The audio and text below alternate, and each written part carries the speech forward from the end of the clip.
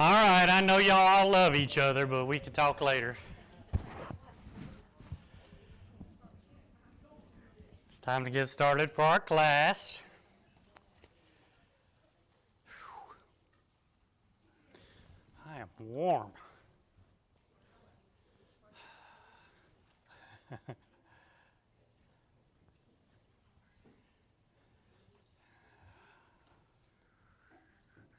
So we're finishing up the great banquet, of excuses, and that'll be Luke 14 today, and then we will take a look, start the Good Samaritan.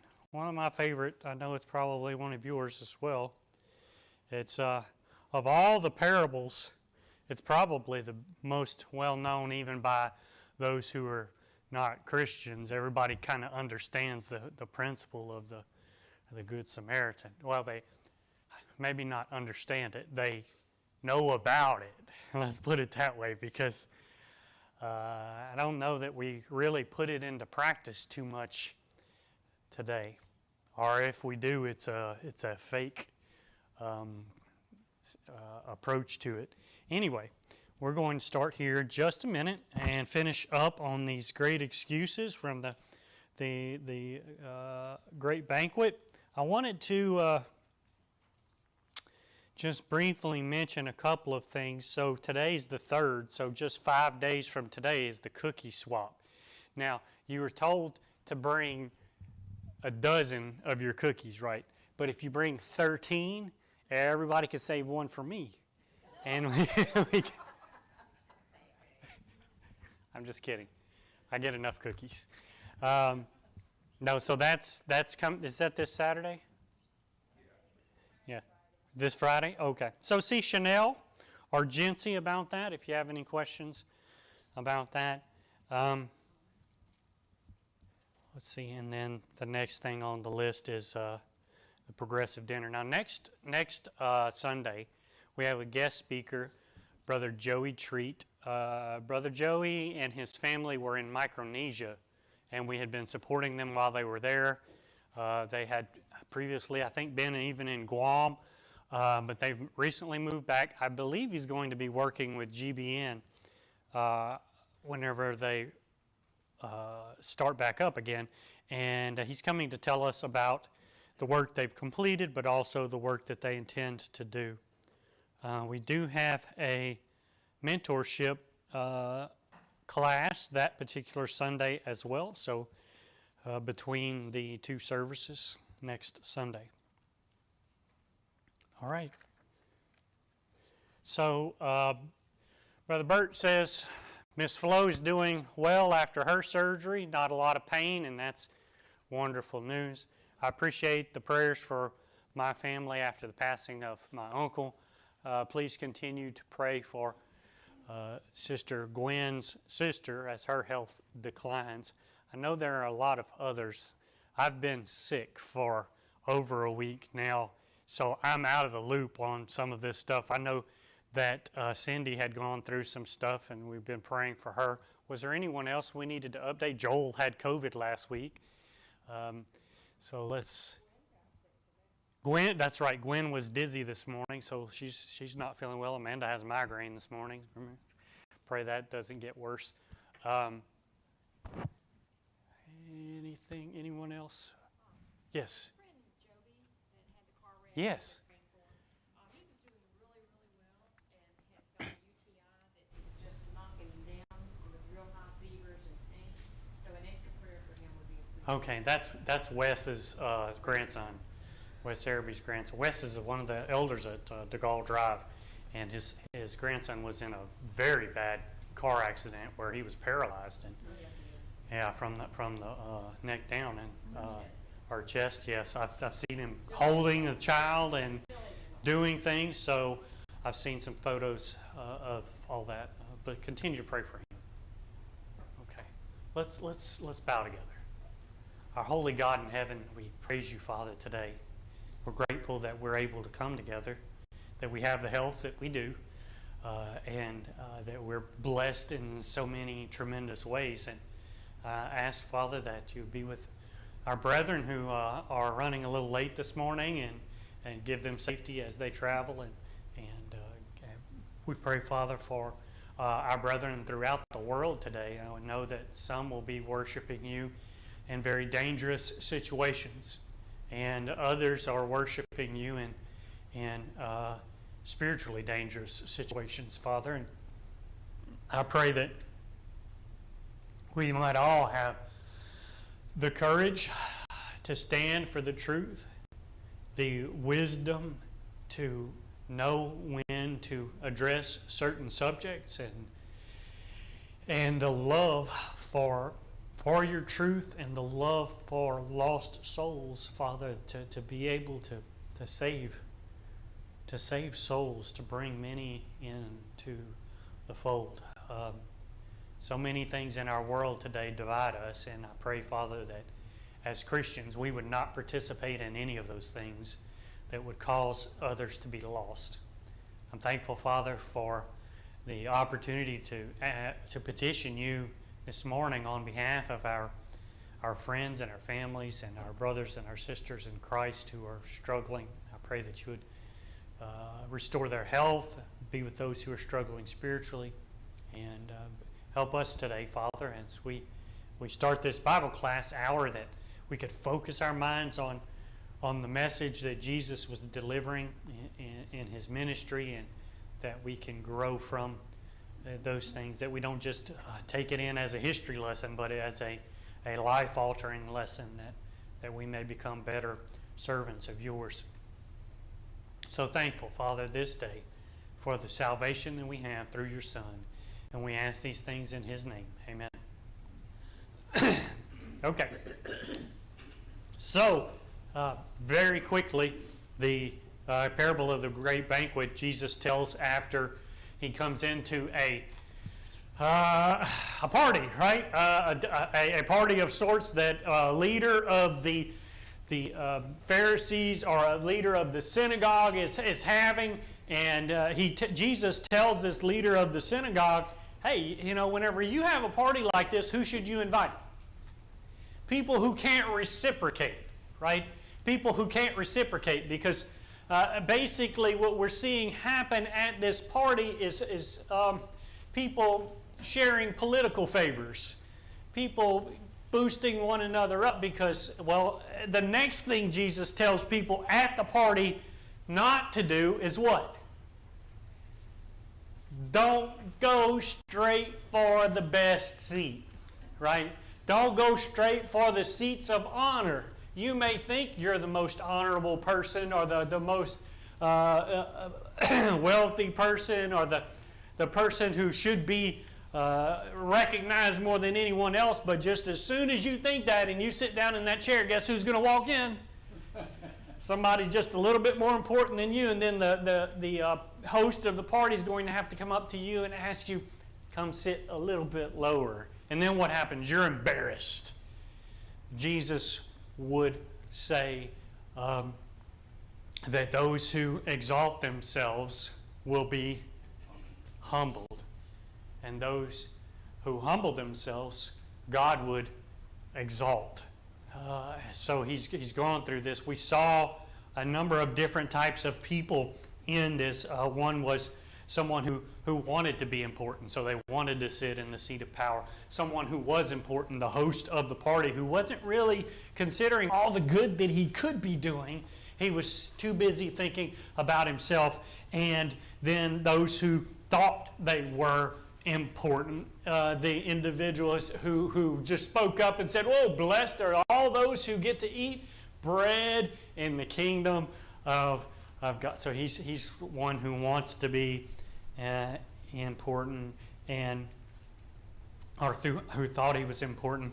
Now, with all of that going on, all of these people participating in such a fancy party, Jesus is going to tell them about a real party, one that matters, one that the master would. And don't think for a moment that they're not figuring out what this party is, because this is what Messianic Jews are looking forward to. They're looking forward to eating a meal in the kingdom with Abraham, Isaac, and Jacob and the Messiah, and they're feasting upon Leviathan. Okay, so they've overcome their enemies, and the Messiah has delivered them to this point. So when Jesus talks about this great banquet that all of these have been invited to, there's excuse after excuse after excuse. We looked at each one. One bought a field, one bought oxen, one had a wife. So we kind of looked at it first off as one had his excuse was material things. The other was work. And then finally the other was family. And these are things we can relate to because at some point in time, maybe material things did keep me from being faithful to God in some way. Or maybe it was that work kept me from being faithful to God as I should. Or maybe it was family. Maybe it was family that kept me from worshiping God like I should. Or what was it that Jesus said? I come not to bring peace, but what? A sword. Right? It would cause division in families, and sometimes that division, the Bible speaks pretty in depth about church discipline. How often do we see church discipline actually put into action in families? Are families excluded from church discipline? Jesus said, I came to bring what? A sword. Why? Because eternity matters more than blood. I mean, I was talking to somebody the other day about this, and I said, wow, this just really hit me with that. It can be tough as members of your family die, as members of your family pass away. That was just brought to mind for me again recently because this is my first aunt or uncle to die from natural causes. I had an aunt that died from a motorcycle accident, but that was many years ago. But here on my dad's side, this is the first one that just leaves my aunt and my dad. Because my grandparents are gone. And so one at a time that blood is gone, and it's almost like it's a connection to the earth, right? It's a connection to reality and connection to those around me, and it can become pretty strong and overwhelming to us when we lose those things unless what? Our connection to the Lord matters more. And we strengthen that connection. These people had all kinds of excuses. Jesus covers the one end to the other here with it, really, but their excuses come from. I mean, can you imagine offering an excuse to an omnipotent God on the judgment day? I want you to really think about that. I can offer an excuse to Amanda why I didn't mow the grass. Or, and it might sound good, but deep down I know I was just being lazy. I can offer an excuse to this person or that person, but whenever I come to the judgment day, is there any excuse that matters?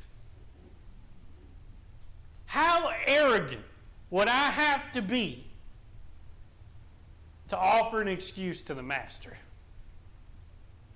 Prideful would I have to be to offer an excuse to God as to why?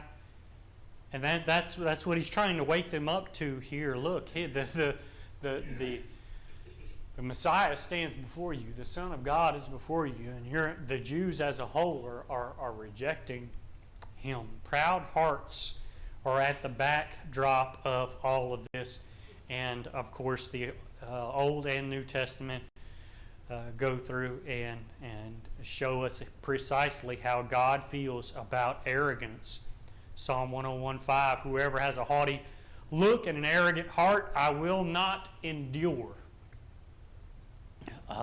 There are 6 things that the Lord hates, 7 that are an abomination. And what's one of them? Haughty eyes. Pride comes before disgrace, and destruction. Everyone who is arrogant in heart and is an abomination before the Lord. Proverbs 16:5. So what's the answer? How do I fix it? It might be that I'm thinking, oh, I did make some excuses here. Someone told me once, I overheard it once because we had a guest speaker for a gospel meeting, and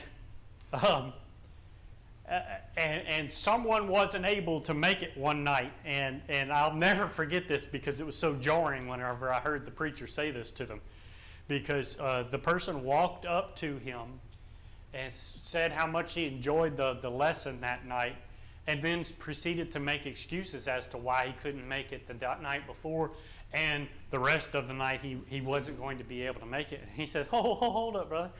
Tell it to Jesus. Because you tell it to me, it doesn't, you're just making excuses to me. It doesn't matter. I'm not the judge. I'm not the one that needs to make this all right. I just thought that was interesting because it really comes down to the heart of the matter. Pride can be set aside, though, and we need to get that from this parable. While these individuals were making these excuses, Jesus did offer some ways in which this could be set aside. What was the first one? Everyone who exalts himself will be humbled. Whoever humbles himself will be exalted. So step one to getting rid of excuses in my life, because no one wants to hear excuses. And when we get in a cycle of making excuses, we shirk responsibilities. And so it's not just with God, but we need to humble ourselves and accept responsibility for the things that we do and need to do. Consider what it means to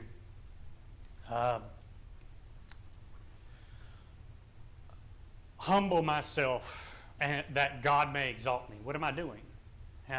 You turn on social media and what do you see? A zillion things you don't want to see, first off, right? And I know way more about people I don't even know than I need to know. Right? I found out, what they had for lunch yesterday because they're telling me all about it. I'm like, baby, who is this? I don't remember who this is. Why do I know this? We find. Why do you watch it? Exactly, and then that's at the point where I click, unfollow. I don't know who this person is. But at the same time, what we find there is a lot of times it's very slippery slope where we might find ourselves doing a lot of self-promotion. I'm not saying you can't promote your business if you have a business, right? But promoting ourselves, God ought to be our press agent, not us. I shouldn't be the one that needs to go around telling everyone how good I am. What happened with the Tower of Babel in Genesis chapter 11? What was it that they said that ended up getting them in trouble? Come, let us make a name for ourselves. Come, let us make a name for ourselves. They had exalted themselves instead of the opposite. But in Genesis 12:2, the very next chapter, we find Abraham, and we see extreme contrast where it says that God says to Abraham, I will make of you a great nation, and I will bless you and make your name great. We have the exact opposite. So because of his humbleness, God was able to exalt Abraham. The second thing that about these individuals was in Luke 14 was in verse 12. In verse 12, the instruction that he gave there was when you give a dinner or a banquet, do not invite your friends or your brothers or your relatives or your rich neighbors, lest they also invite you, and in return you be repaid. But when you give a feast, invite the poor, the crippled, the lame, the blind, and you will be blessed because they cannot repay you. You will be repaid at the resurrection. Now, is this the only place that Jesus kind of talks about that sort of interaction with other people? Can you think of some other times when he talked about doing things that others didn't see? Here he's just talking about throwing parties, inviting people over. What about prayer? Didn't he say, yeah, to get in your closet, right, for your prayers? What about giving? Don't let your left hand know what your right hand's doing. So this was a principle, and the rewards would be found when? In the resurrection. The reward would be from, he warned them that if they were doing things to receive praises from men, when would they be rewarded? Now. And not in the day of judgment, not in the resurrection. And so this self-promotion here that they were doing at this party, he warned them against this sort of behavior. In Matthew chapter 20, and verse 28, Jesus is our example, right? He's our example. He's the one we're trying to imitate.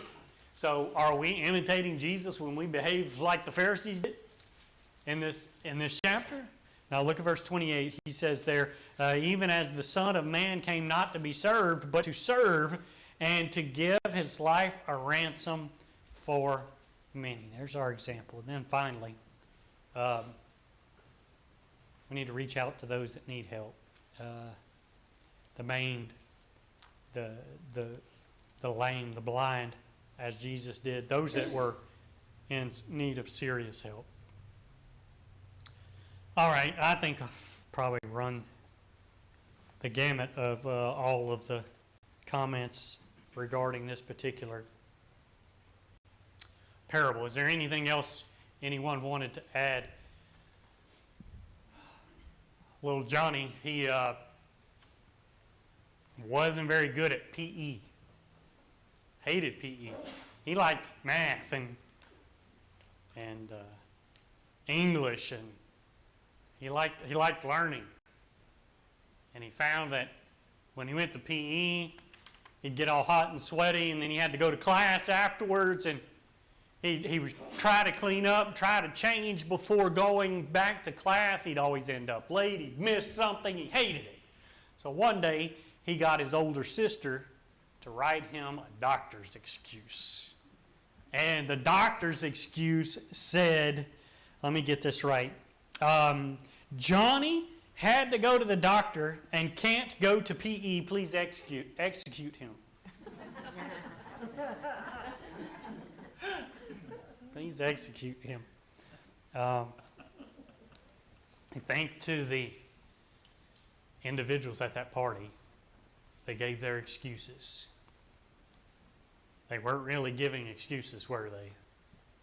They were executing themselves when we consider the ramifications of the whole matter. We can't give excuse after excuse until one day there's no time left to obey the gospel. All right. So let's talk about the Good Samaritan. I think I've got, it's just a title slide and maybe a couple of points on another slide. But I did put something to get, there we go. Luke chapter 10. Let's turn over to Luke chapter 10. What do we know about the Good Samaritan? It's a parable. Thank you. It certainly is a parable. If you try to read too much into it, Yes. you miss the point. Yes, and that's the case with most parables, right? If we try to read too much into it, there's a main point. There's an overarching theme. It's not a parable is not a prophecy. When we look at prophecy, there are visions and things like Ezekiel and last half of Daniel and the book of Revelation. We find things, symbols, images, numbers, all of these things that are being interpreted to mean something. That's not how a parable is interpreted. Whenever you think of a parable, you need to step back and say, okay, what's the main point? What's the main point? Here, we see in Luke chapter 10, the Good Samaritan. So what's the main point? Okay, serving. I think that's a great observation. It certainly includes serving. That there may not be a better word. that's it. It's all inclusive too. Okay, it's all inclusive. Would you elaborate? Well, it was a good Samaritan. The Jews hated the Samaritans. It was the Samaritan that was being a good neighbor, not a Jew. That's right. And it doesn't say that the person he was ministering to was a Jew. It just says he was a person. But everybody sitting there was thinking he was a Jew. Yeah. So you've got the Samaritan ministering to a Jew, which was something that was not done very much. Right. Well, and to be fair, were Samaritans ever ministering to Jews either? No, they all hated each other. They didn't have contact with each other. And so for Jesus to, or just remember, this is a story Jesus made up, okay? So for him to use this individual after being asked the question, who is my neighbor? Jesus is just pointing out, hey, we're not really thinking about this right, because everyone's my neighbor. This is a lot like the idea or the mentality that some of the Jews had when it came to the traditions of their fathers. And they said, well, traditions of my father says, well, I can give this amount to God, and if I give this amount to God, I've given more than I needed to, and therefore I have no more obligations to care for my mother and my father. I've done everything for God because God's more important than they are, and then therefore I'm exempt from this other responsibility. Jesus would show them that their thinking here is completely wrong. Raphael had very few possessions in life, and one was a very warm trench coat. I guess he probably lived somewhere where it was cold and you needed something like that.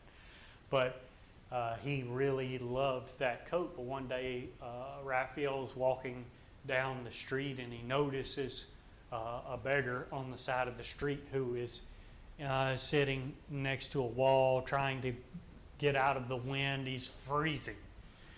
And he's thinking, that man's not going to make it. And so he takes off his coat, he puts his coat around the beggar, and he walks off. Doesn't say a word to him, doesn't say anything, just keeps on going. Later that night, Raphael has a dream, and of course this is all made up, this is just a story, so just bear with me. But he has a dream, right? And in his dream, he sees a huddle of angels, right? A huddle of angels, and he walks up to the huddle of angels, and within the huddle of angels is Jesus sitting on a stool with his coat on. Where'd you get that coat? I got that coat from my servant Raphael. It reminds us of Hebrews 11, right? Where the Hebrews writer would remind us to serve strangers. Don't forget to be hospitable to who? The foreigner. Because, and what about Matthew 25? Jesus would say over and over again there, when you did it to the least of these, you did it to me. Service. What the Jews were not considering was that by serving a Samaritan, I could be serving God. By serving the poor, and it wasn't even just it wasn't a Samaritan he expected them to serve, was it? We're assuming this guy was a Jew that had been beaten and left naked in the road. And that's who he expected them to serve. But they weren't even willing to go that far, weren't even willing to do that. Yeah, the Samaritans looking on and saying, what's wrong with this guy? Is he nuts doing this to this person? Yeah. And what, if it was us in our time and everything that's going on, what sort of things might come into our minds if we saw this guy on the side or in the street naked.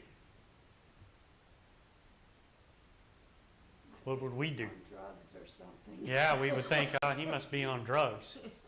Or we would see that and we would think, oh, that's dangerous. I need to make sure I'm not near that, especially if I've got my family with me. I can care for my family and still do something, right? You just don't want to get involved. Right. We don't want to get involved. What kind of ramifications would be involved with me getting involved? We probably ought to be thinking about what sort of ramifications would be involved if I don't get involved. It might cost me some money if I deal with it. That's true. Might cost me some money. It cost the Good Samaritan quite a bit, right? It goes back to the last parable we looked at. Serving God may cost us now, but we will be rewarded in the judgment. Yeah, you know, Jesus, in all of his recorded miracles, there's only one miracle that is recorded where Jesus could not be seen as the Good Samaritan. That was the cursing of the fig tree. But every other opportunity that Jesus had in working miracles, he did good for someone else. It wasn't about making a name for himself. It wasn't about gathering a crowd to follow him, because he often disappeared from those crowds to get away from them. I'm sure that we can all probably think of someone in our lives that does things like this, that devotes themselves to helping others, and I hope we're doing the same. What are some different opportunities that we have had to be good Samaritans to others?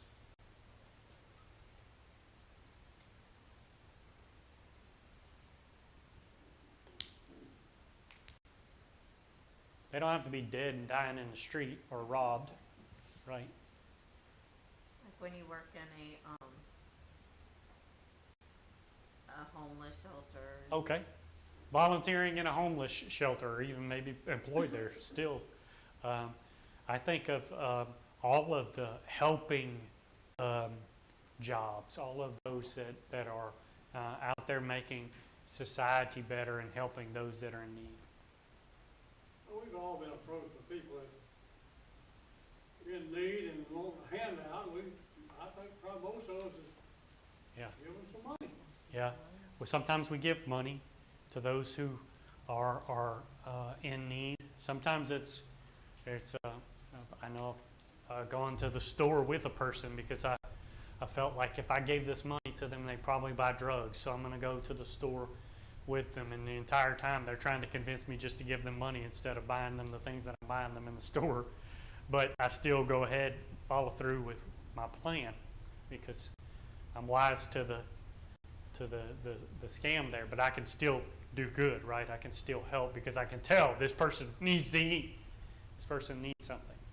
What about medical missions? It's been a while since we had one. Blake was 12, I think, when we had a medical mission that we all participated in El Salvador. That's one way. Chris was on that medical mission. Yeah. There's lots of ways that we can participate in doing things that can help others. We keep a pantry here with food in it. Over the last 3 years, it hasn't been as things have changed in our culture. The pantry is very, very, very seldom used, but we are still able to help people that are in need occasionally. But we need to be looking for ways and pay special attention to the guests that we have in our worship services. Offer them a smile. Ask them to sit with you. I was talking to somebody recently that he's a member of a denomination, and we were talking about how hard it was for him moving to another area, going to college, and he's away from his family. And whenever he visited this big church that was connected to the college, or that was associated with the college or whatever, that he only went a few times and then he quit going because no one talked to him. And he said there were hundreds of people there, but nobody talked to him. And I know we don't have that problem here, but I'd like to encourage you all to really get involved in it. You see somebody new. Do you know why? At the end of the service in the morning, I always go to the back. It's not so I could get all the thanks from you guys. I appreciate the thanks that I do. And occasionally the offer of an extra point, I like those. I like to write that down. But no, it's to catch the visitors. It's to catch the visitors because I want to make sure that I get a chance to say hello to them. And I hope you'll do something similar to be able to just encourage them, invite them to lunch and things like that. We don't know what kind of relationships we're building. These are our neighbors. They're not strangers. They're neighbors. And hopefully they'll be our neighbors in heaven if we can work at it. Am I a good person? Most of you know me. Know me well enough, I suppose. Okay. Are you a good person?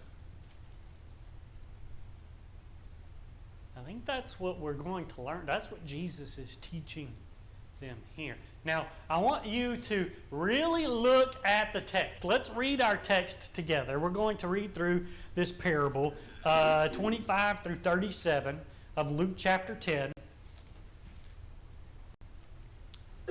25 through 37, and that's probably going to be all the time we have today.